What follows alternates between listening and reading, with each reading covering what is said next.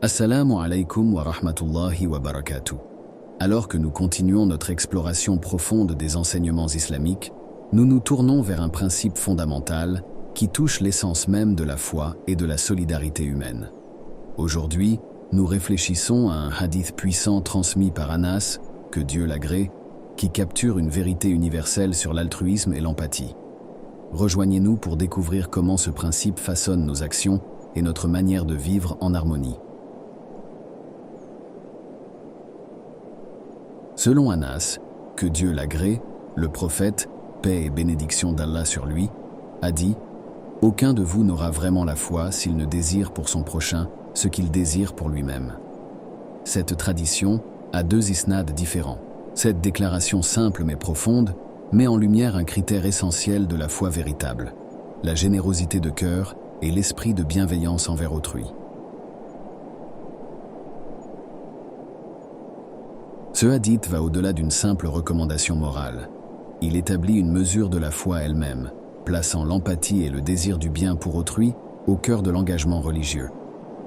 Dans cet enseignement, nous trouvons l'essence de la justice sociale en islam, une invitation à construire une communauté où les besoins et les désirs de chacun sont respectés et valorisés tout autant que les nôtres. Cette notion renforce l'idée que la foi n'est pas seulement une affaire de croyances personnelles ou de pratiques rituelles, mais aussi d'actions et d'attitudes qui reflètent ces croyances dans notre interaction avec le monde.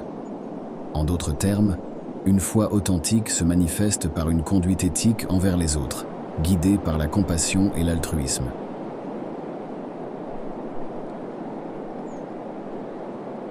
Dans le contexte actuel, ce hadith nous rappelle l'importance de l'empathie dans un monde souvent divisé par les différences. Il nous incite à regarder au-delà de nos propres désirs et à considérer les besoins de ceux qui nous entourent, promouvant ainsi une société plus juste et plus équitable. Cet enseignement nous encourage à agir avec générosité et à soutenir les initiatives qui visent à améliorer le bien-être commun, renforçant le lien entre la foi individuelle et le bien-être collectif.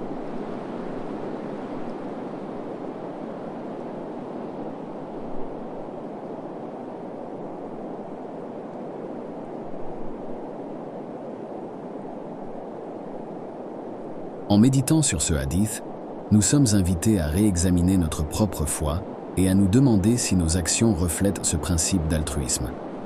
C'est une occasion de renforcer notre engagement envers des valeurs qui favorisent l'harmonie sociale et l'entraide. Puissions-nous tous aspirer à vivre selon ce noble idéal, désirant pour notre prochain ce que nous désirons pour nous-mêmes.